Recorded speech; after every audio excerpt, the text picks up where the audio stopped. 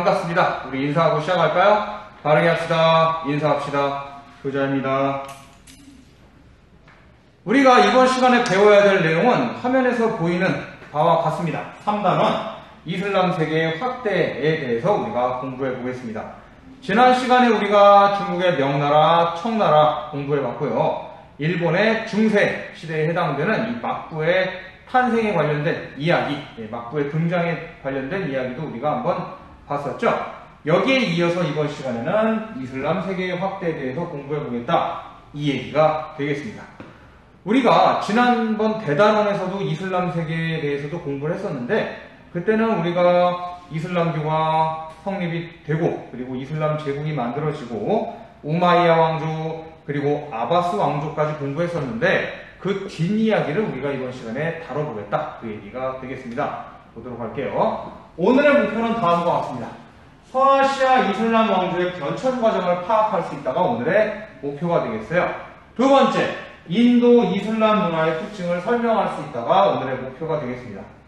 여러분들 흔히 이슬람 문화다 하면은 그냥 딱 이슬람 문화 하나만 있는 것 같죠? 그렇지가 않아요.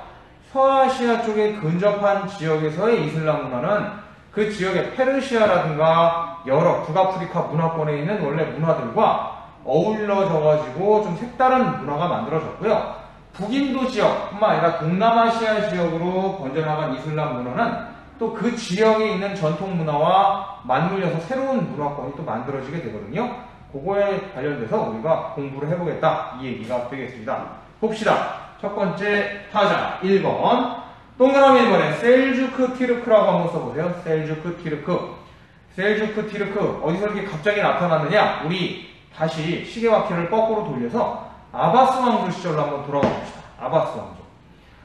우마이야 왕조 기억나시죠? 우마이야 왕조가 이 아랍인 외에 다른 민족들을 막 차별하고 이렇게 박해를 가하니까 이 아불 아바스를 비롯한 이 주변에 있었던 여러 민족들이 우마이야 왕조를 공격을 했어요. 그래서 무너뜨리고 아바스 왕조라는 새로운 왕조가 들어서게 되었죠. 그리고 옛날에 다마스커스라는 곳에서 바그다드로 수도를 옮기면서 바그다드를 중심으로 이슬람 세계가 발전했다까지 우리가 배웠습니다. 그 뒤에 어떤 일이 벌어지게 되느냐? 이 동쪽에, 카스피의 동쪽에 아랄해라는 그런 바다가 있어요. 아랄해. 여기 키가 작아가지고. 자, 이 아랄해 바로 옆에 젠드라는 곳에서 셀주크족이라는 새로운 민족이 발흥하게 됩니다. 이 사람들이 없다가 갑자기 생겨난 건 아니고 원래 여기서 세력을 떨치던 그런 민족이었는데, 얘네가 점점 세력을 규합해서 서쪽으로 오게 돼요. 그러면서 아바스 왕조 통치하에 이 서아시아 지역으로 쳐들어오게 되었죠. 그리하여 아바스 왕조의 바그다드를 11세기경에 정복을 하게 됩니다. 정복이에요? 정복. 그런데 이들이 셀주크족이 이제 셀주크 티르크를 이제 결성을 할 때 즈음에 와서 아바스 왕조를 공격했지만, 아바스 왕조의 가장 우두머리는 뭐겠습니까? 그 당시만 하더라도 이 이슬람 세계에서의 정치적, 종교적 우두머리를 뭐라고 그래요? 칼리프라고 그랬죠? 칼리프. 네, 정통 칼리프 시대 우리가 배우지 않았었습니까? 이 칼리프가 있었는데, 아바스 왕조를 완전히 멸망시키고 칼리프를 죽이거나 한 게 아니라, 이 아바스 왕조의 칼리프의 권위를 인정을 하고, 이 아바스 왕조라는 이 왕조 체제를 인정은 해주되, 여기는 우리 셀주크족이 정치적으로 실권을 행사하는 지역이다 라는 식으로 천명을 하는 거죠.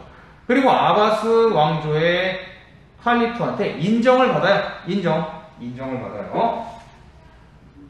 자, 이 셀주크족이 아주 뛰어난 기마 전술로 아바스 왕조를 정복했다기보다는 아바스 왕조를 억누르고, 그리고 아바스 왕조라는 하나의 바탕에 셀주크 티르크라는 이 자기만의 국가를, 자기만의 제국을 인정받게 되었는데, 그렇게 되면서 칼리프로부터 어떤 칭호를 받느냐? 바로 동그라미 2번에 들어갈 술탄이라는 칭호를 받습니다.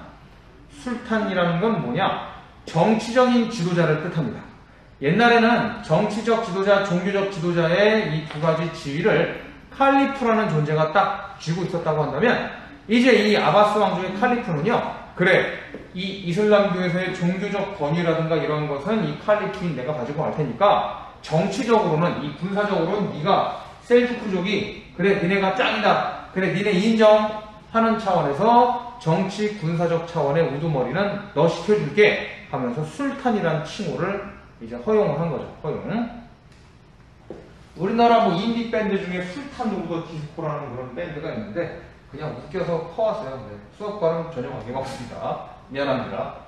자, 11세기경 아바스 왕조의 바그다드를 셀주크 티르크가 점령을 하면서 아바스 왕조의 칼리프로부터 실질적인 지배권을 인정받게 되었습니다. 술탄이라는 칭호를 받게 되었죠.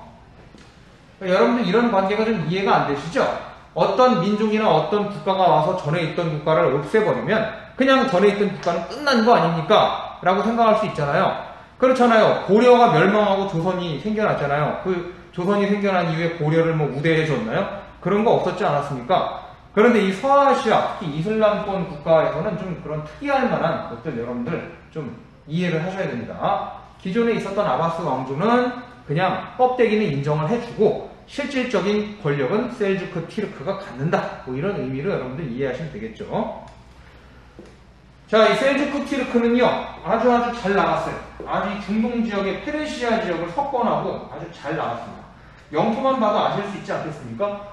이 서아시아와 소아시아와 이 일대를 완전히 장악했다고 한다면 이 영토 크기만 봐도 세력을 여러분들이 대충 짐작할 수 있을 거예요. 그런데 문제는 뭐냐? 이 유럽 세력이 쳐들어온 일이 있었죠. 이 셀주크 티르크가 예루살렘을 점령하고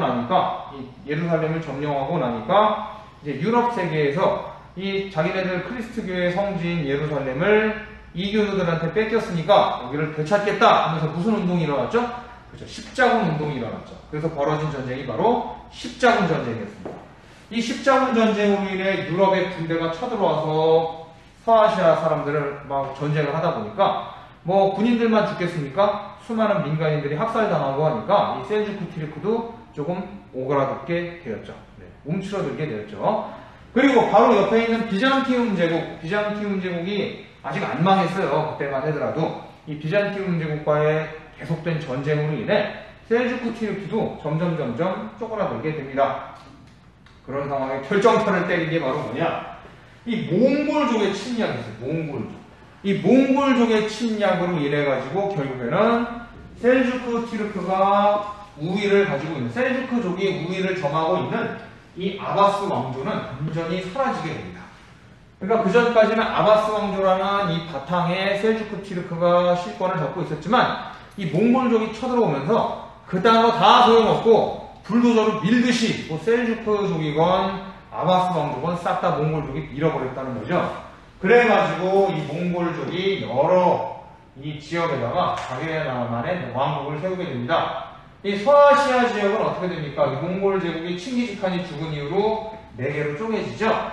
서아시아 지역에는 일한국, 다른 이름으로 일칸국이 만들어지게 되었다는 겁니다. 이게 오늘의 1번 타자 셀주크 티르크였습니다. 이렇게 해서 이제 멸망하게 된 거죠. 자, 그 다음 바로 일한국. 이렇게 셀주크 티르크, 즉 아바스 왕조를 공격했던 게 바로 이 몽골족이었어요. 이 몽골족들은요, 뛰어난 기동력으로 여기저기 누비고 막 다녔죠. 뭐 고려도 마찬가지고 심지어는 베트남 북부까지 쳐들어가지 않았었겠습니까? 동남아시아까지 쳐들어갔었던 게 이 지독한 몽골족들이었습니다. 근데 이 몽골 군대는요, 가는 곳마다 다 죽이고 불태우고 했지만 이 군사기술에 관련돼서는 기술이 있는 사람들은 우대를 했어요. 그래서 자기네들이 새로운 곳을 공격할 때마다 그 지역의 전법들을 흡수를 했습니다. 화약무기라든가 이런 것들이 원래 몽골족들이 쓰던 무기가 아니었지 않습니까? 하지만 화약무기를 사용하는 그런 종족을 정복하고 난 다음에 특히 이제 중국 같은 경우에 중국의 뭐 송나라라든가 아니면 그 전에 있었던 금나라나 이런 나라들을 정복한 이후에 그 나라의 전투 기술이라든가 여러 가지 과학 기술 등을 다 흡수해가지고 자기네 전력으로 만들었다는 거죠. 그리고 그 지역에서 능력 있는 사람들을 자기네 세력으로 끌어들여가지고 전쟁에 참여시켰어요. 이 몽골 제국의 영광을 위해서 말이죠. 그래가지고 아바스 왕조의 수도이자 이 셀주크 티르크의 세력 거점인 바그다드를 공격하여 함락시키고, 그리고 나서 이 몽골 제국이 칭기즈칸이 죽은 이후로 4등분으로 나뉘면서 이 서아시아 지역은 일한국이라는 이름으로 남게 되죠. 일한국. 칭기즈칸의 손자 훌라부가 있는데 이 훌라부가 아바스 왕조를 무너뜨리고 지금의 이란 지역에 일한국을 세웠습니다. 일한국은 아주 초반에는 잘 나갑니다. 이 중동 지역에 있는 사람들은 다 무릎 꿇리고 이 몽골족이 이 우위에 올라가게 되는 거죠. 그렇지만 서서히 이 서아시아의 사람들과 동화되기 시작합니다. 뭐 몽골족들이 아무리 뭐 자기네들이 전쟁의 면에서 뛰어나고 정치적으로 강했다 하더라도 이런 문화의 힘에는 어쩔 수 없는 거 아니겠습니까? 원래 그 동네 사람들이 먹고 살던 거 하루아침 만에 바꾼다는 건 불가능하죠. 그리고 그 기후에 맞춰서 그 사람들과 어울려 살다 보니까 자연스럽게 그 사람들하고 혼인도 하게 되고 그렇게 되면서 서서히 이 일한국 지역에 있었던 몽골족들이 중동 사람들과 섞이게 되어 지금의 중동 사람들의 모습이 되었다는 거예요. 자, 돈 많이 버는 우리 만수리 형 같은, 네. 웃겨서 갖고 왔어요. 사진. 자, 이렇게 초기에는 몽골의 전통을 강조하면서 이 서아시아도 몽골화하려고 했으나 이 문화의 힘이라는 건 거스를 수가 없는 거다 보니까 결국엔 이슬람교로 개종하게 되었죠. 일한국도 결국 이슬람 왕조가 됩니다. 자, 그런데 문제가 생깁니다. 일한국도 끊임없는 전투 끝에 약화가 되게 되죠. 그래서 어떤 일이 벌어지게 되냐? 내분도 일어나고 그리고 외부의 강력한 적 티무르 왕국이 등장하게 돼요. 티무르 제국. 티무르라는 사람이 개창한 게 바로 이 티무르 왕조가 되겠는데 정말 무시무시한 사람이었다 그래요. 그래서 결국 이 일한국도 티무르 제국에 의해서 무너지게 되었다는 겁니다. 넘어갑시다. 자, 오늘 3번 타자 동그라미 3번 티무르 왕조 보도록 하겠습니다. 티무르 왕조 써보세요. 티무르 제국.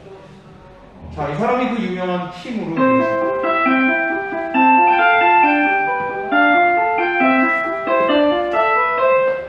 자, 이 사람이 그 유명한 티무르 되겠습니다. 지금 받기 좀 소란스럽죠? 원래 3학년들이 수업을 해야 되는 상황인데 무슨 앨범 사진 찍는지 밖에 나가서 운동장을 자꾸 돌아다니고 있군요. 네. 여러분들도 내년에는 사진 잘 찍겠죠? 코로나도 종식되기를 빌어봅니다. 네, 간절히 기원합니다. 아무튼 오늘 3번 타자 티무르 왕조. 일한국을 무너뜨린 사람이 바로 티무르 되겠습니다. 이 티무르는 일한국만 무너뜨린 게 아니라 정말 서아시아 전역을 일시에 통일한 사람이에요. 이 사람은 거의 제2의 칭기즈칸이다 라고 해도 손색이 없는 사람이었었죠.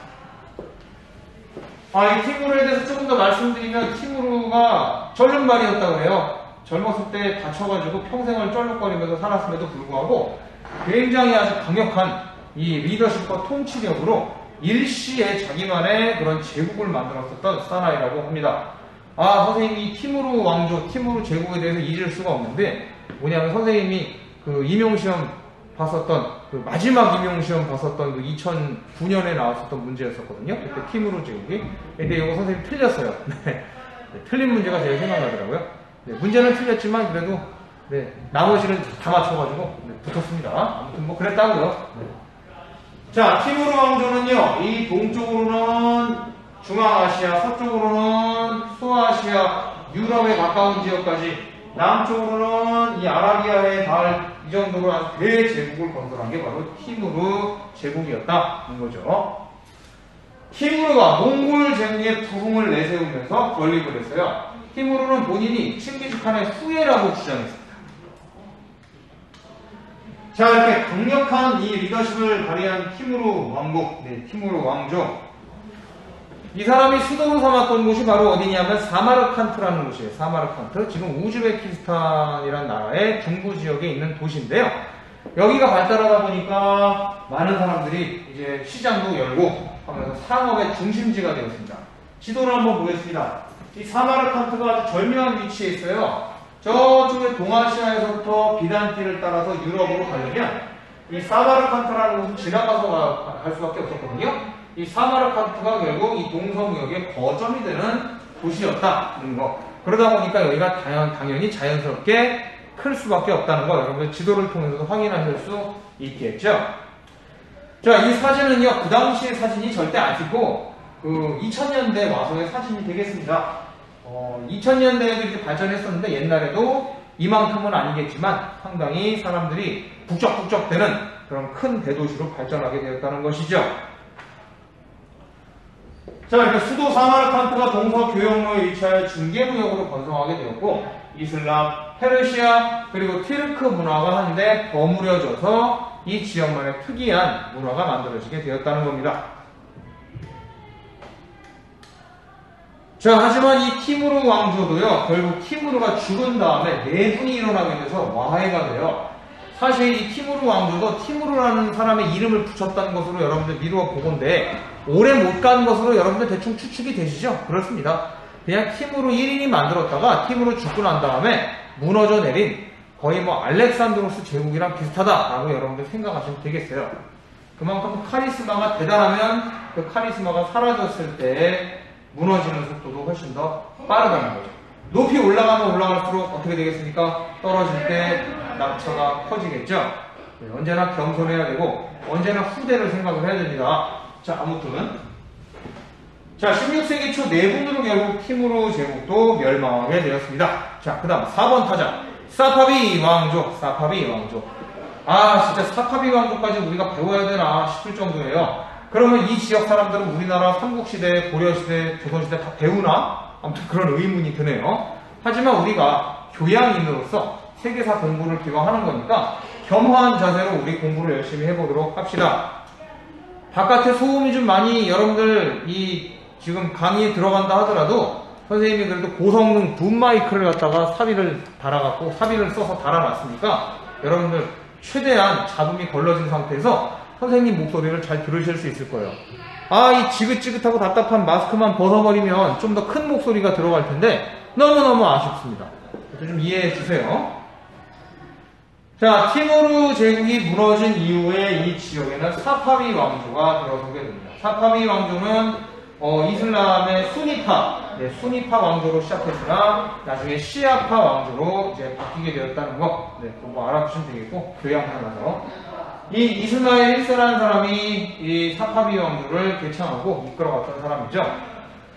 사파비 왕조는요, 지금의 이란에 해당되는 지역의 영토를 꼭 거머쥐고 강력한 판세를 자랑했으나 이렇게 큰 판세를 자랑했었던 것은 한 2년여 정도밖에 되지 않는데요. 앞서서 있었던 셀주크 티르크, 아바스 왕조, 일한국, 티무르 제국에 비하면 상당히 짧은 시기 존속하고 전성기를 발휘했던 왕조였지만 그래도 우리가 빼놓을 수 없기 때문에 이렇게 가르치게 되었습니다.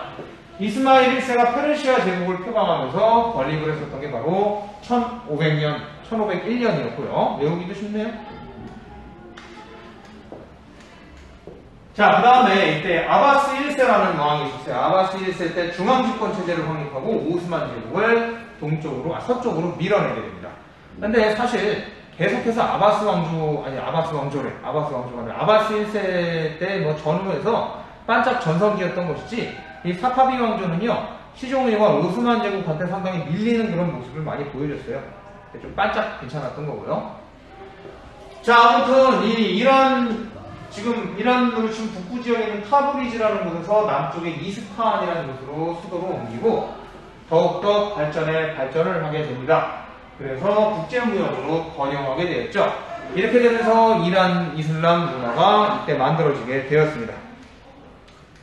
자, 하지만 이 사파비 왕조도 결국 멸망하게 되는 날이 오게 됩니다. 18세기 이후에 주변의 이민족들이 사파비 왕조를 침공하고 그러다가 결국에는 어떻게 되겠습니까? 시작이 있으면 끝도 있는 법. 결국 사파비 왕조도 이민족의 침입으로 멸망하게 되었죠.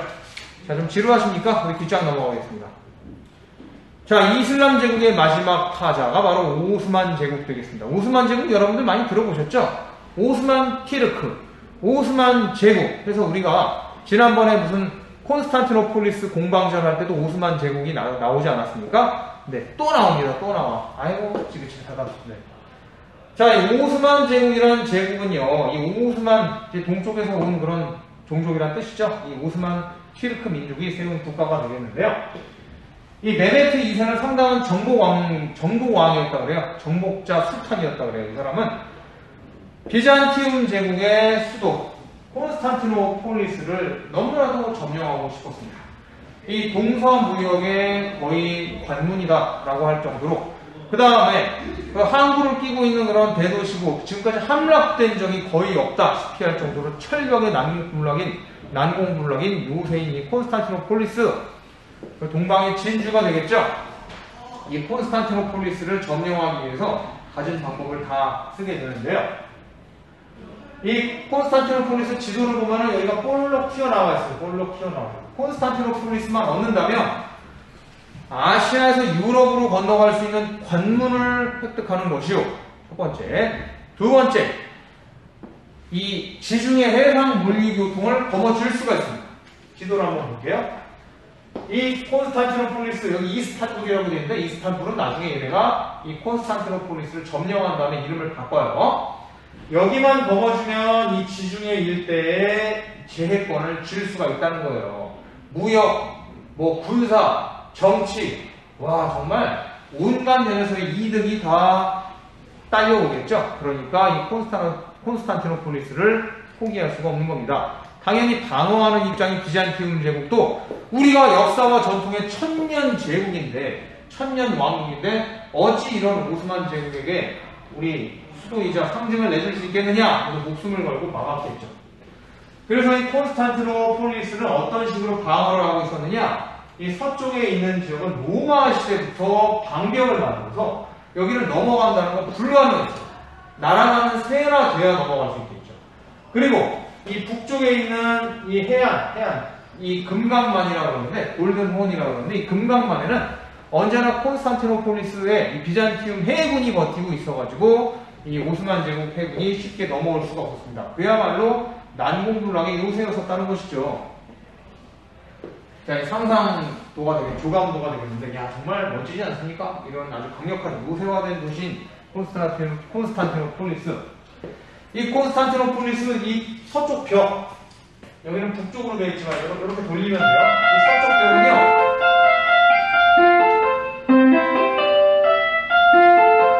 삼중구조예요. 삼중구조. 일단 이 성벽 앞에 보면 여기 20m짜리 해자가 있습니다. 해자. 이 해자라는 게 뭐냐? 이 물을 채워가지고요, 여기를 건넌다는 건 불가능해요. 여기를 사람이 헤엄쳐서 건넌다, 어떻게 되겠습니까? 화살 세례를 맞아가지고 둥둥 뜨겠죠.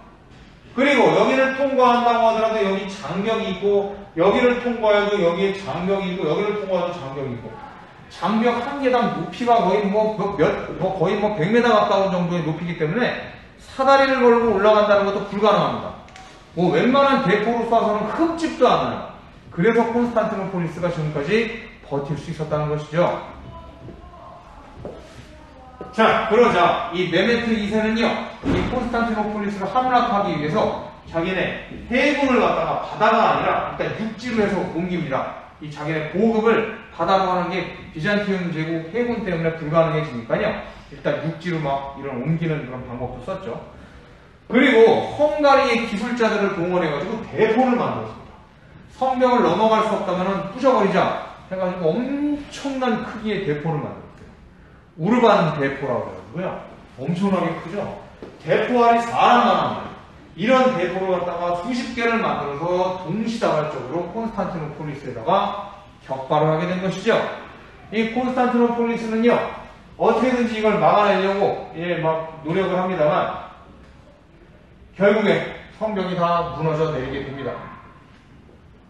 그리고 결국에는 지지난 시간에 선생님이 설명했던 것처럼 이렇게 비운의 함락을 당하게 되었죠. 이렇게 메메트 2세 때 콘스탄티노폴리스를 정복하고 16세기에 시리아, 아라비아, 이집트를 정복하면서 오스만 제국은 엄청난 판세를 자랑하게 됩니다. 자, 여기까지 보셨으니까 우리 영상 한 편 보실게요. 이스탄불.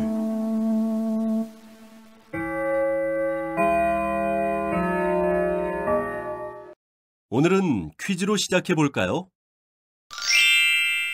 로마 시절 콘스탄티누스 황제가 로마 부흥을 위해 옮긴 동로마 제국의 수도는 어디일까요? 황제 이름을 딴 콘스탄티노플입니다. 네, 맞아요. 그리스 시대에는 비잔티움이라 불렀고, 로마 시대에는 콘스탄티노플로 불리다가 오늘날 이스탄불이라고 부른답니다. 그럼 오늘은 이스탄불이 속해 있는 터키의 역사에 대해서 알아보도록 해요. 15세기의 동로마 제국, 즉 비잔틴 제국을 멸망시키고 이스탄불을 수도로 삼은 이슬람 세력은 오스만 투르크이죠. 이스탄불을 점령한 오스만 투르크는 16세기 슐레이만 대제 때 전성기를 맞이하여 아시아, 아프리카, 유럽의 3대륙에 걸쳐 20여 민족과 6천만 인구를 통치한 대제국을 건설하였습니다. 이러한 오스만 투르크에 의해 동양으로 가는 길이 막히자 유럽에서는 신항로의 개척에 힘을 기울이게 됩니다. 우와, 대단해요. 오스만 제국이 발전하게 된 무슨 비결이라도 있었나요? 네, 오스만 제국은 제국 내의 다양한 집단의 고유한 관습과 문화를 존중하는 융화 정책을 펼쳤어요. 이러한 특징을 잘 보여주는 건축물이 바로 성소피아 성당입니다. 원래 성소피아 성당은 325년 콘스탄티누스 황제가 창건하고 유스티니아누스 대제에 의해 재건된 크리스트교 건물이었습니다. 15세기 오스만 투르크가 콘스탄티노플을 점령한 뒤 성당을 파괴하지 않고 약간만 손질하여 이슬람교 사원으로 사용하였습니다. 그 흔적으로는 그림에서 보이는 것처럼 바깥쪽에 이슬람 사원에만 뾰족한 탑이 눈에 띄죠. 이러한 뾰족한 탑은 미나레라고 하는데요. 오스만 투르크가 점령한 뒤 이슬람 사원으로 사용하기 위해 새로 만든 구조물이랍니다. 선생님, 그럼 성소피아 성당은 이슬람 사원이기도 한 거네요? 물론이죠. 이스탄불은 1000년 동안 서쪽에서 온 기독교 국가인 비잔틴 제국의 수도였으며 600년 동안 아시아에서 온 이슬람 국가인 오스만 제국의 수도이기도 하였습니다. 터키의 이스탄불은 동양과 서양, 이슬람과 기독교 문화가 늘 공존하는 곳이라고 할 수 있죠. 모두들 이제 이스탄불에 대해 잘 이해했나요? 네, 영상 잘 보셨습니까? 이 영상에서는 오스만 제국이라고 안 하고 오스만 티르크, 오스만 투르크 그러죠? 다 똑같은 얘기가 되겠습니다. 여러분들이 오스만 들어가면 대충 오스만 제국이구나, 오스만 티르크구나 라고 생각하시면 되겠습니다. 이 콘스탄티노폴리스를 이스탄불이라는 이름으로 바꿔서 지금 터키 공화국에 이르기까지 계속해서 이름을 유지하고 있죠. 수도도 이스탄불이잖아요. 자, 아무튼 이렇게 오스만 제국이 강력한 이 맹위를 떨치면서 체제를 만들게 되는데, 동그라미 4번에 술탄 칼리프 체제라고 여러분들 써보시면 되겠습니다. 술탄 칼리프 체제. 술탄이 칼리프 칭호까지 획득하고 이슬람 세계의 정치와 종교를 아우르는 강력한 지배권을 행사하게 되었다. 그 얘기가 되겠죠. 아바스 왕조 때 셀주크 티르크만 하더라도 모든 지위를 다 가져가진 못했습니다. 아바스 왕조의 황제, 칼리프는 따로 인정하고 이 셀주크 티르크의 우두머리는 술탄이라는 칭호만 가져올 수 있었는데, 아예 오스만 제국 때 와서는 술탄도 하고 칼리프도 동시에 하는 술탄 칼리프 체제라는 게 만들어지게 되었다는 것이죠. 즉, 실질적인 재정 권한을 한 손에 권력자가 쥐게 된 것이다 라고 여러분들 이해하시면 되겠습니다. 얼마나 셌으면 이렇게 되겠습니까? 자, 이 권력의 정점은 바로 술레이만 1세 때 벌어지게 됩니다. 16세기 때 술레이만 1세 때 헝가리를 정복해요. 헝가리. 유럽으로 본격적으로 쳐들어가서 헝가리를 정복하고 오스트리아, 여러분들 오스트리아 아시죠? 오스트리아. 지금은 오스트리아가 되게 조그만 나라가 되어버렸어요. 2차 대전 때 그 패전을 하거든요. 전쟁을 일으킨 전쟁 범죄국의 범주에 들어가서 많은 제재를 받다 보니까 오스트리아가 많이 조그매지는데, 옛날에는 오스트리아가 엄청나게 큰 제국이었습니다. 그 시절에 오스트리아를 압박을 해가지고 오스만 제국이 오스트리아의 수도 빈을 포기하게 됐어요. 그리고 에스파냐랑 그 교황청 교황이 연합해서 만든 함대를 격파해서 지중해 해상권을 거머쥐었던 때도 바로 술레이만 1세였습니다. 이렇게 비잔티움 제국이 멸망당한 이후에 여러 군데를 공격을 해서 오스만 제국이 이렇게 노란색 영역 안에 있는 영토는 다 오스만 제국 영역이었다. 마치 옛날에 로마 제국 영토랑 비슷하지 않습니까? 유럽의 본토를 제외한, 서유럽과 남부유럽을 제외한 이 영토를 엄청나게 넓혔다는 거죠. 유럽 세계에 있어서는 상당한 위협이 됐었음을 우리가 알 수 있겠습니다. 심지어는 지중해 해상권까지 장악을 했다고 하니까요. 그리고 이렇게만 한 게 아니라 내부적으로 자기네들 법령을 정비하기 위해 법전을 편찬하게 됐어요. 술레이만 1세 때 이렇게 법전을 편찬하게 됐습니다. 선생님이 좋아하는 그 옛날 게임인데 에이지 오브 엠파이어인가요? 그 시리즈에서도 이 오스만 제국 선택하면 술레이만 대제가 나오더라고요. 네. 뭐 그렇다고요. 네, 넘어갈게요. 자, 그런데 이 오스만 제국이 한풀 꺾이는 그런 일이 벌어지게 되는데 그게 바로 레판토 해전이라는 해전이에요. 이 레판토 해전은요, 오스만 제국이 본격적으로 서유럽 쪽으로 뻗어나가려고 그리스를 지나서 이탈리아 지역으로 쳐들어가려고 하는 상황에서 벌어지게 됐습니다. 이게 최후의 전투다라고 생각했었던 이 베네치아, 이탈리아에 있는 여러 도시국가 연합들과 스페인, 뭐 이런 함대들이 연합을 해서 1571년에 이제 오스만 제국 함대와 맞붙게 되죠. 이 대전투에서, 대해전에서 결국 오스만 제국은 유럽 연합 함대에 패배하게 되면서 오스만 제국이 더욱더 팽창해 나가는 건 여기서 일단은 좌절됩니다. 오스만 제국 입장에서는 굉장히 아쉬운 일이고 유럽 세계 입장에서는 자기네들 딴에는 다행이다 라고 여기는 사건이다 라고 볼 수 있겠습니다. 자, 그 이후에 18세기, 19세기를 지나 20세기로 접어들면서 20세기까지 오스만 제국이 왔었던가요? 그렇네요. 아무튼 1차 세계대전 그 전후에서 오스만 제국은 여러 서양 열강들한테 영토를 뺏기고 이권을 뺏기는 등 아주 빈 껍데기감 남는 그런 국가로 전락하게 되는데, 아무튼 옛날에 참 잘 나갈 때를 생각하면 굉장히 어떻게 보면은 좀 허망하죠. 이렇게 술레이만 1세 사후에 혼란이 벌어지게 되면서 17세기 이후 서양 세력들이 여기저기 들쑤시면서 몰락하게 되었다는 거 알아두시면 되겠습니다. 자, 학습지 밑에 한 걸음 더 1453년 콘스탄티노폴리스 최후의 날, 이건 여러분들 한번 읽어보시면 재밌어요. 선생님이 다 자료 참고해서 하나하나 손으로 다 친 거거든요. 사실상 여러분들이 지금 보시고 있는 이 학습지들, 1학기 때부터 2학기 때부터 봤던 학습지들이 다 선생님이 방학 때 밤잠 안 자고 놀러 안 가고 다 직접 손으로 치고 만든 그런 학습지가 되겠습니다. 자, 여러분들 소중히 여겨주시고 열심히 도와주시면 감사하겠습니다. 자, 그럼 오스만 제국의 사회경제 문화 보면서 오스만 제국을 빨리 마무리 지어보도록 할게요. 어떤 사회경제 문화인가? 대충 오스만 제국 사람들은요, 무조건 다 이슬람교도다? 아니에요. 이슬람교도도 있지만 다른 종교를 가진 사람들도 있고, 다른 민족이지만 이슬람 종교를 가진 사람도 있고, 이슬람 민족이지만 이슬람 종교를 가지지 않은 사람도 있었다고 할 정도로 상당히 다민족 사회였었습니다. 비이슬람교도도 인두세만 내면, 세금만 내면 자기네들의 전통과 문화를 보존할 수 있었다는 거죠. 밀레트 제도 혹은 밀레 제도라는 게 있어요. 밀레트 제도라는 게 있어가지고 자치 공동체를 이뤄서 고유의 종교, 언어, 풍습을 유지하는 것이 가능했다고 합니다. 그런데 사실 이런 게 법제적으로 가능했다는 거지, 실질적으로 이렇게 오스만 제국에서 이런 비이슬람 교도들한테 압력을 아예 가하지는 않았을까라는 의문도 좀 들긴 하네요. 실상은 어땠는지는 또 좀 다르겠죠. 그리고 오스만 제국의 강력한 군사력은요, 예니체리에서 나왔다 해도 과언이 아닐 정도였어요. 동그라미 5번에 여러분들 예니체리라고 써보세요. 예니체리, 오른쪽에 있습니다. 예니체리.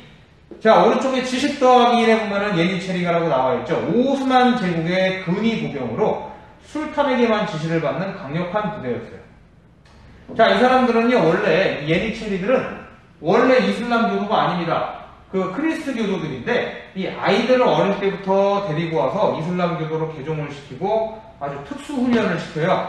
그래서 아주 그냥 몸에 특수 훈련에 이 성과가 배어있는 이 사람들을 모아서 부대를 만들어서 적과 싸울 때 투입을 했더니 아주 엄청난 전투력을 보여주더라. 그게 바로 예니체리라고 여러분들 보시면 되겠습니다. 술탄의 친위 부대. 자, 이런 거를 미루어 보건데, 오스만 제국은 능력이 있다라고 하면은 신분과 출신을 가리지 않고 능력을 보고 인재를 등용했어요. 그래서 초창기에는 오스만 제국이 그렇게 급속도로 잘 나갈 수 있었던 것도 이렇게 능력에 따라 인재를 등용하기 때문이다 라고 여러분들 생각하시면 되겠습니다. 여러분들 옛날에 춘추전국시대 때 그 진나라가 왜 그렇게 잘 나갔습니까? 신분이나 뭐 이런 걸 보지 않고 능력만을 위주로 인재를 선발했기 때문에 강한 나라가 되지 않았었겠습니까? 조선시대도 마찬가지죠. 출신이나 뭐 신분을 아예 보지 않는 건 아니지만 과거제라는 그런 공정한 시험을 통해서 인재를 뽑다 보니까 이렇게 왕조가 500여 년 이상 간 거죠. 여러분, 어떤 왕조가 500년 이상 간다는 건 거의 불가사의예요. 불가사의. 대단한 겁니다. 우리나라에는 500여 년 이상 간 왕조들 엄청나게 많잖아요.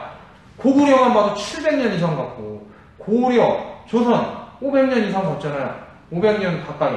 그 다음에 뭐 신라만 해도 뭐 1000년이 지속되고 대단한 거예요. 시스템이 그렇게 허술하지가 않습니다. 네, 봅시다. 자, 그 다음에 이제 경제 보겠습니다. 경제. 여기가 이제 터키의 그랜드 바자르라고 그래요. 그랜드 바자르. 네. 이 오스만 제국 자체가 교통의 중심지에 위치해서요. 지중해 무역권을 독점할 수 있었어요. 그리고 동양과 서양의 이 비단길의 중간에 놓여 있다 보니까 중개무역을 해가지고 돈을 상당히 많이 벌었다는 것이죠. 그리고 이러한 그랜드 바자르에는 각국의 상인들이 왕래하면서 문화와 예술, 그리고 뭐 온갖 것들을 다 전파했다는 거 알아두시면 좋겠습니다. 오스만 제국 문화 볼게요. 여기가 바로 성 소피아 성당 되겠습니다. 정말 아름답죠? 네, 아름다운데 문제는 뭐냐? 원래는 옆에 있는 이런 탑들은 원래 없었어요. 이런 탑들은 이슬람교의 상징들이죠. 이러한 탑들에서 기도 시간을 알리느라고 사람들이 올라가서 막 소리를 질러요. 기도하라고.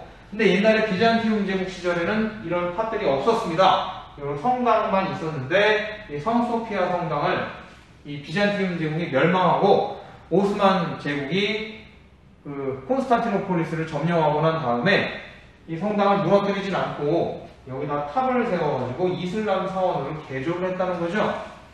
그리고 안에 있는 내부 인테리어를 몇 개는 회를 발라가지고 회칠을 해서 성상들을 덮어버리기도 했는데, 그런 그림들을 덮기도 했는데, 그래도 요즘 많이 좀 복원은 됐다 그래요.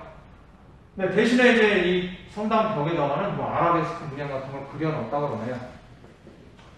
아무튼 하여간 오스만 티르크 문화라는 게 이때 만들어지게 됩니다. 이슬람과 티르크 문화가 바탕이 되어서 여기에 기존에 있었던 비잔티움 제국 문화, 그 다음에 또 뭡니까? 페르시아 문화가 짬뽕이 됩니다.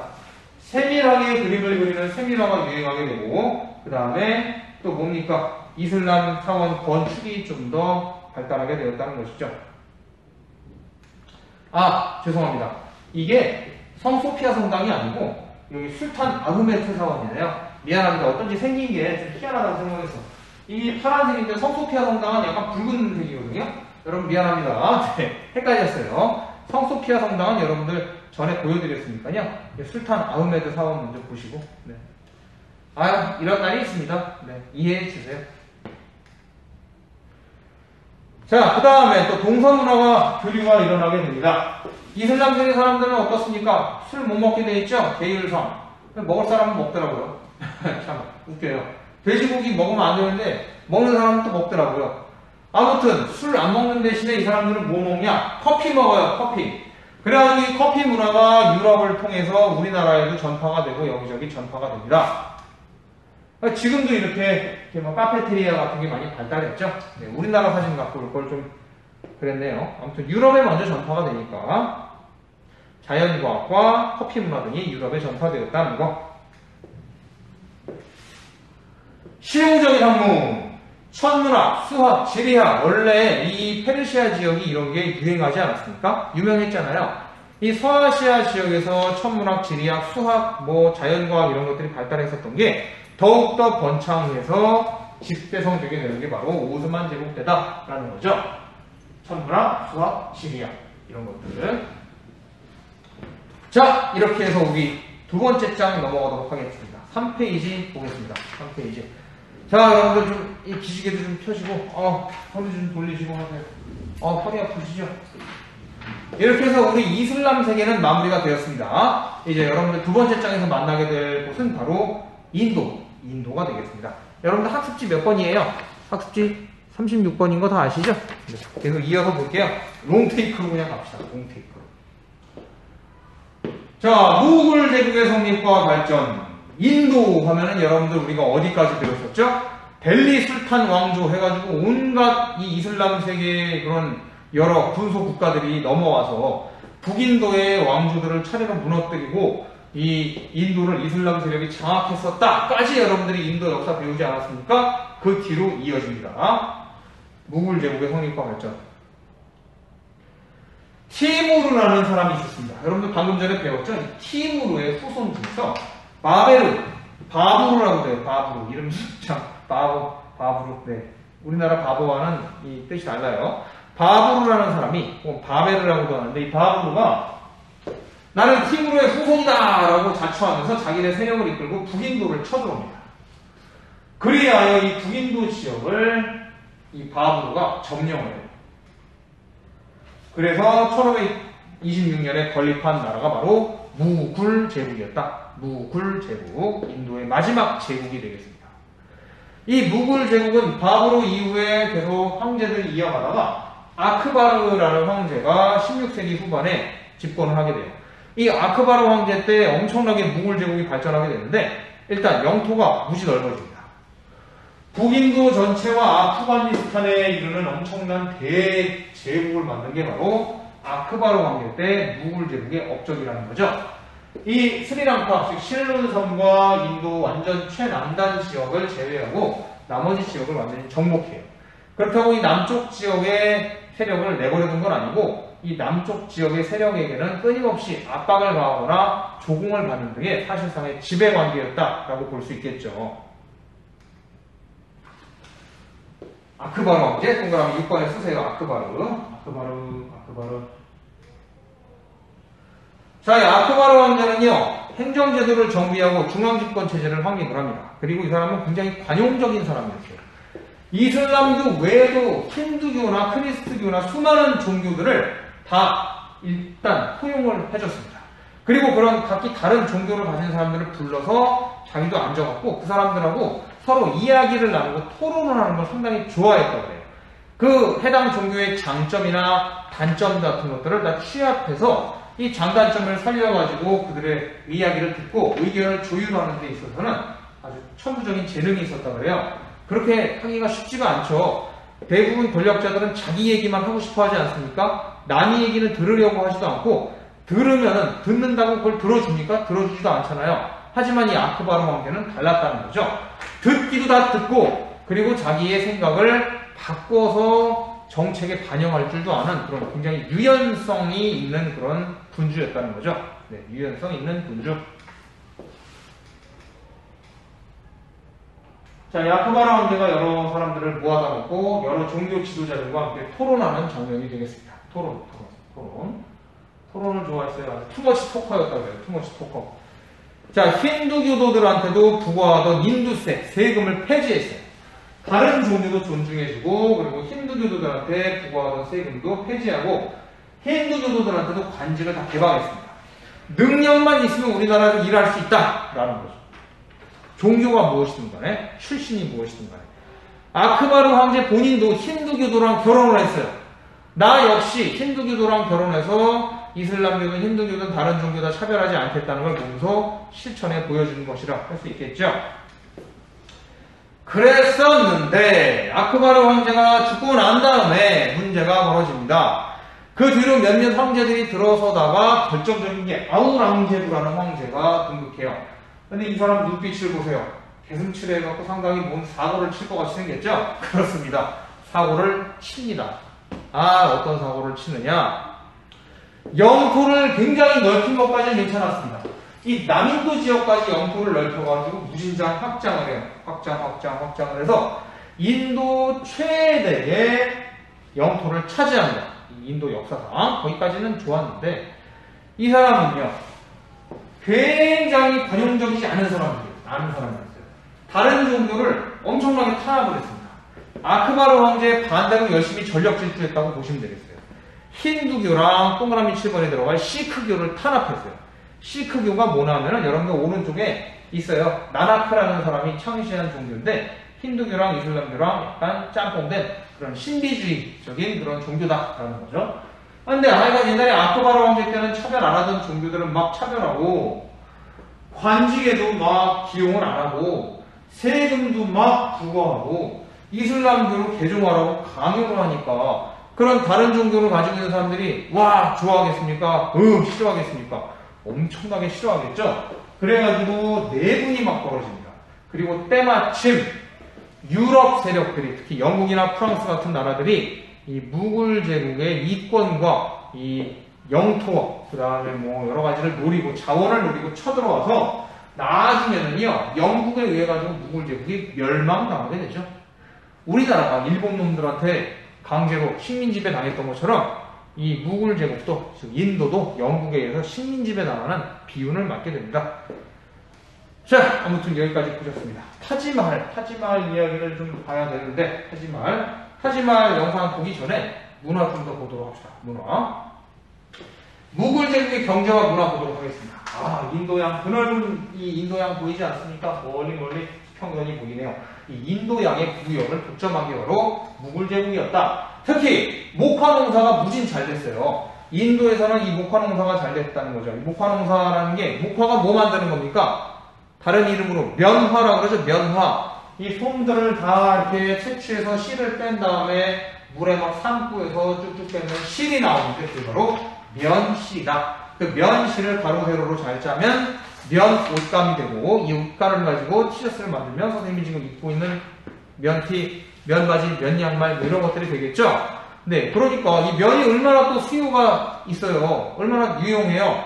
세탁하기도 편하잖아요. 옷줄을 염려도 없지. 겨울에 겹쳐 입으면 따뜻하지. 여름에 한 겹만 입으면 바람 잘 통해서 시원하지. 땀 흡수도 잘 되지. 위생적이에요. 그러니까 전 세계적으로 면으로 만든 제품을 갖다가 선호하다 보니까 면이라는, 이 면화라는 원료를 만드는 이 면화라는 이 원료가 되는 작물이 재배가 잘 되는 이 인도 지역이야말로 대단한 이 무역의 중심지가 되지 않겠습니까? 이 자원의 보고가 되지 않겠어요? 돈을 무진장 많이 벌었다는 거죠. 자, 이 면화를 채취하고 있는 모습이 되겠습니다. 참 이거 노동하는 사람들이, 면화 채취하는 사람들이, 재배하는 사람들의 피와 땀이 서려 있는 겁니다. 여러분들 그 면티 한 장도 여러분들 아껴서 잘 입읍시다. 오래오래 10년 이상. 이렇게 아름다운 면직물로 재탄생하게 되는데, 자, 이렇게 동그라미 8번에 면직물 산업 발달 써보세요. 최대 수출품이었다. 하지만 이러한 잘 나가던 면직물 산업도 유럽 세력이 침투하면서 경제가 악화되게 되고요. 결국에는 17세기 와서는 영국, 프랑스가 동인도 회사라는 이 식민지 침투 회사를 만들면서 서서히 인도 경제도 나락으로 떨어지게 되었다는 거죠. 값싼 면 제품을 들고 와가지고 영국, 프랑스가 막 쳐들어오니까 이 가격이 그거보다 비싼, 사람이 손으로 일일이 만드는 그런 면 제품이 영국이나 프랑스의 기계로 찍어내는 제품보다 더 가격이 어떻겠어요? 비싸죠? 그러니까 안 팔리는 거야. 그래서 인도 경제가 추락하게 되죠. 자, 문화 보겠습니다. 인도 이슬람 문화가 발달하게 되었습니다. 우리가 페르시아에서는 이슬람, 페르시아, 비잔티움 이런 문화들이, 티르크 문화들이 한데 얽혔다고 한다면, 인도에서는 인도와 이슬람 문화가 융합되었다는 거죠. 힌두교 문화와 이슬람 문화가 융합되었다라고 보시면 되겠습니다.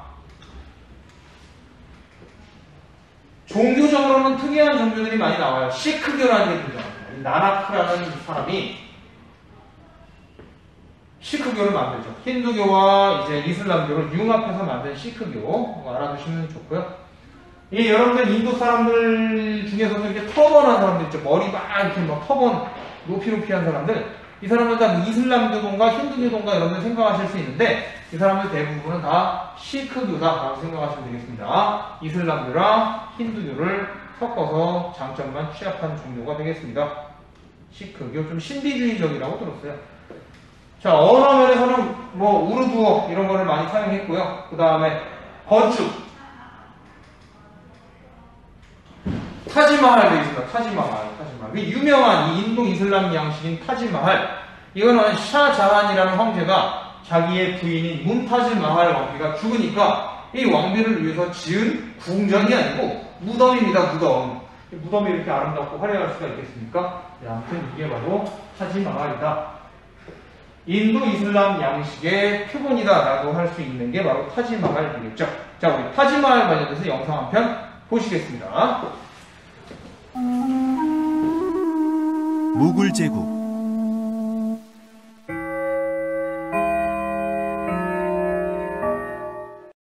이곳은 세계 문화유산으로 선정된 세상에서 가장 아름다운 건축물인 타지마할이랍니다. 인도 아그라에 위치한 타지마할은 무굴 제국 건축 예술의 백미라고 할 수 있죠. 무굴 제국이요? 그래요. 무굴 제국은 몽골의 후손인 바부르가 세웠고 1526년부터 1857년까지 331년 동안 지금의 인도와 파키스탄 지역을 통치했던 대제국을 말한답니다. 그럼 인도에도 몽골 제국이 있었던 거네요? 그렇죠. 무굴이란 아라비아어로서 몽골을 뜻하는데 바부르는 티무르의 5대 손으로 칭기스칸의 후손이기도 하기 때문에 붙여진 이름이랍니다. 여기 있는 사진을 보니 타지마할은 정말 웅장하고 아름다운 궁전이군요. 타지마할은 궁전이 아니라 무덤이랍니다. 네? 정말 무덤이에요? 그래요. 타지마할에는 아름다운 건축보다 더 아름다운 실제 사랑 이야기가 있지요. 무굴 제국의 5대 황제 샤자한이 사랑하는 황후 뭄타지 마할의 죽음을 애도하기 위해 타지마할을 지었다고 해요. 아, 정말요? 선생님, 두 사람의 사랑 얘기 좀 해주세요. 궁금해요. 그래요.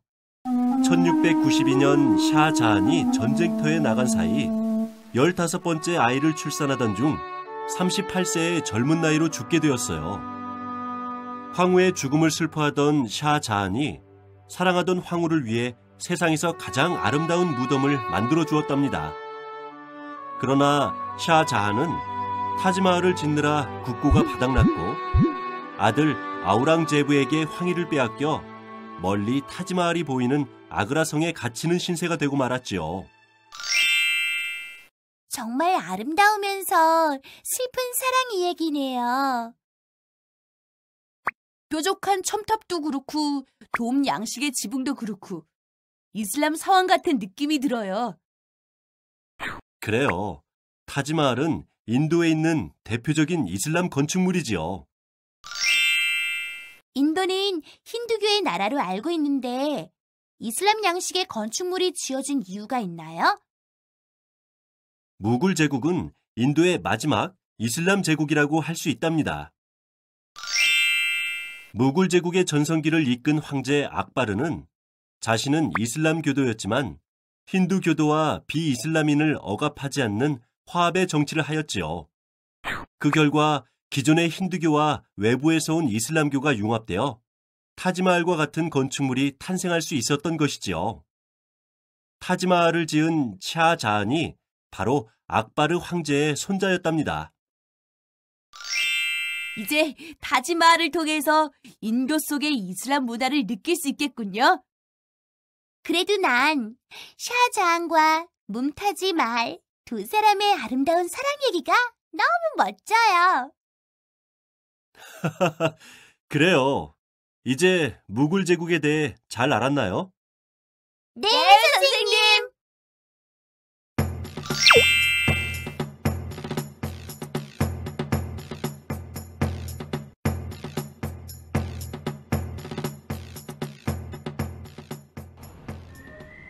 네, 만화 재밌게 보셨습니까? 네, 이게 이제 타지마할에 관련된 영상만이 아니라 무굴 제국 전반에 관련된 내용을 알려주는 그런 영상이었네요. 참 재밌게 봤습니다. 매년 보는 거지만 참 재밌어요.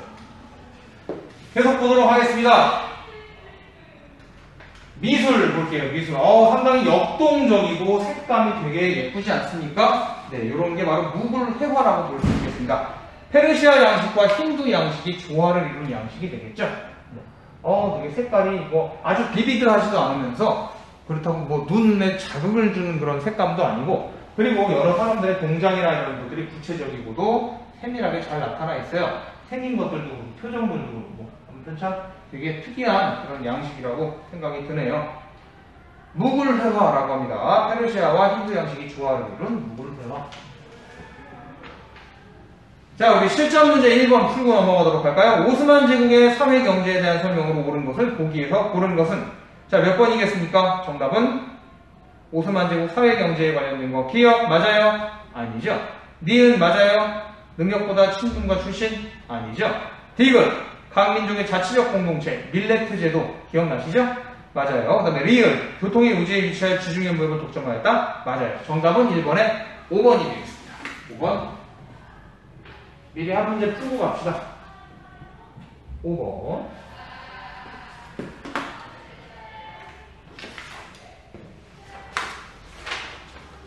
자, 이제 뒷장 넘어갈게요. 뒷장. 인도, 차이나 반도, 동남아시아 역사를 좀 볼 건데요. 여기는 아주 번개불에 콩 구워 먹듯이 빨리 넘어가도록 하겠습니다.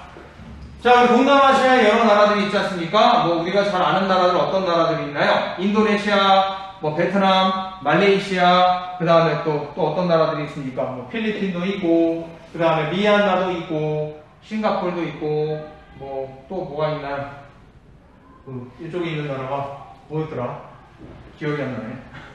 그 되게 브루나이 말이에요. 그런 나라들이 있는데 이런 나라들의 옛날 모습들 한번 보도록 하겠습니다.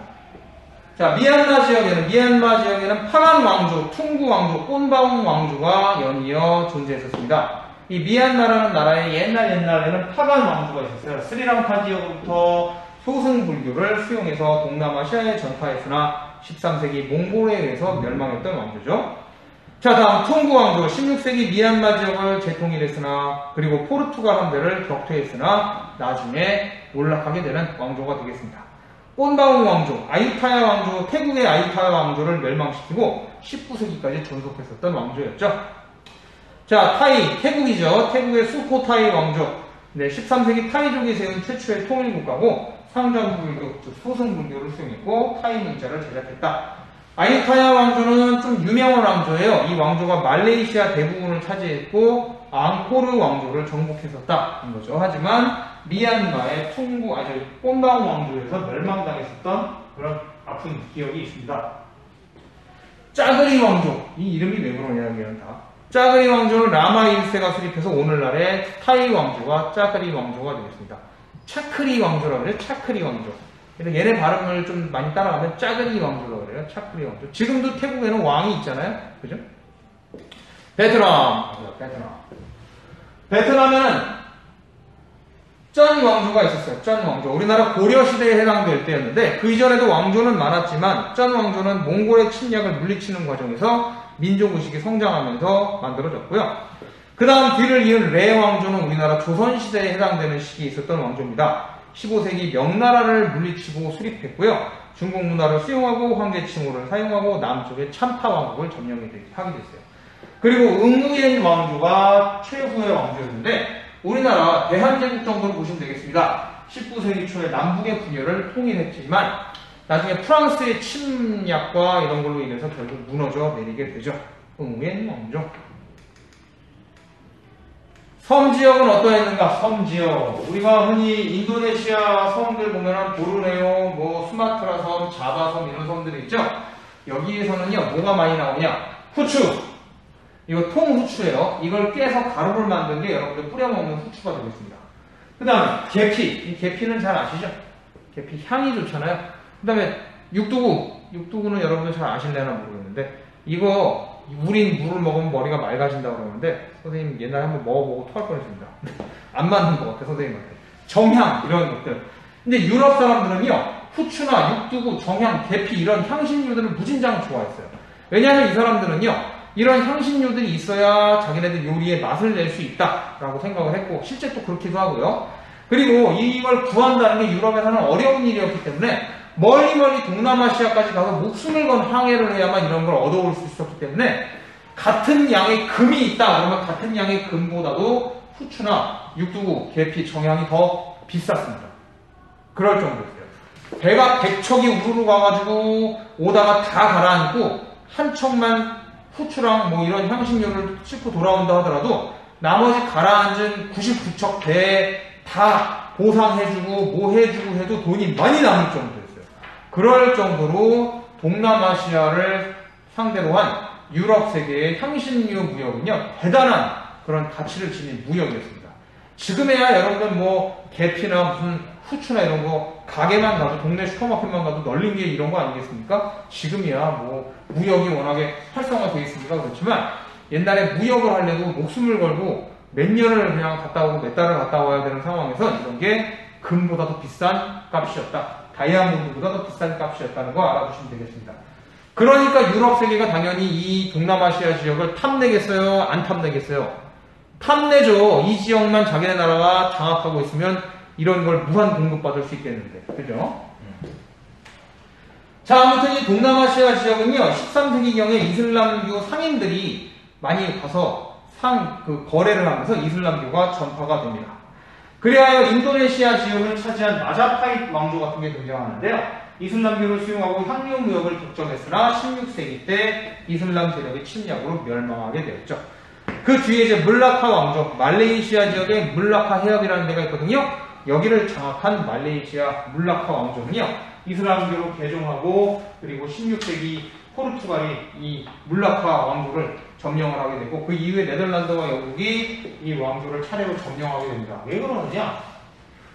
물라카 왕국이 요 끝에 있었거든요. 끝에. 지금 여기 싱가포르 있죠? 말레이시아랑 싱가포르 요 밑단에 있는 지역인데 배들이 아시아에서 우리나라나 중국이나 일본이나 같은 아시아에서 유럽이나 인도로 가려면 이 물라카 해협을 반드시 지나가야 돼요. 안 지나가고 여기로 다닐 수 있겠지만 여기가 초단 코스고 가장 안전한 지역입니다.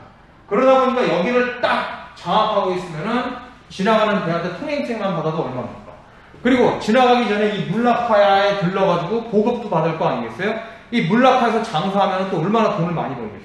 그래서 이 물라카 해협과 여기를 관할하는 물라카 왕조를 유럽의 여러 나라들이 지배하고 싶어 했었다는 거죠. 자, 이렇게 해서 오늘 모든 과정이 끝났습니다. 자, 실전 문제 2번, 3번 풀어보고 마무리 지어보도록 하겠습니다. 오늘 굉장히 속도가 빨리 나네요. 선생님이 어디 좀 잠을 좀 많이 자가지고. 자, 그럼 우리 실전 문제 한번 풀어보면서 마무리 지어보도록 할까요? 2번, 밑줄 친 기역과 미음에서 옳지 않은 것. 기역과 미음 중에서 옳지 않은 것. 정답은 3번이죠. 아우랑제브 황제는 관용 정책을 실시한 게 아니죠. 3번, 아우랑제브 황제는 막 차별 정책을 실시했죠. 자, 3번, 가에서 가에 대한 설명으로 옳지 않은 것. 자, 이 문제는 오류가 있기 때문에 과감하게 지우시면 되겠습니다. 네, 안 풀 거예요. 여기까지 하면 되겠습니다. 자, 우리 다음 시간에 할 거 예고해 드리도록 하겠습니다.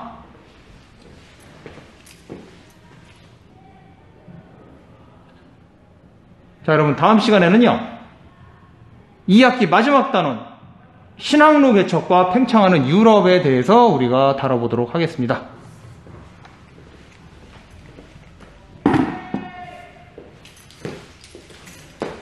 여러분, 다시 말씀드리지만 이번 단원은 시험 범위가 아닙니다. 아마 여러분들 이 단원을 공부할 때쯤이면 시험이 다 끝나 있지 않을까 생각이 드네요. 아무튼 여러분들 정말 고생 많으셨습니다. 이제 우리 헤어질 시간이에요. 안녕!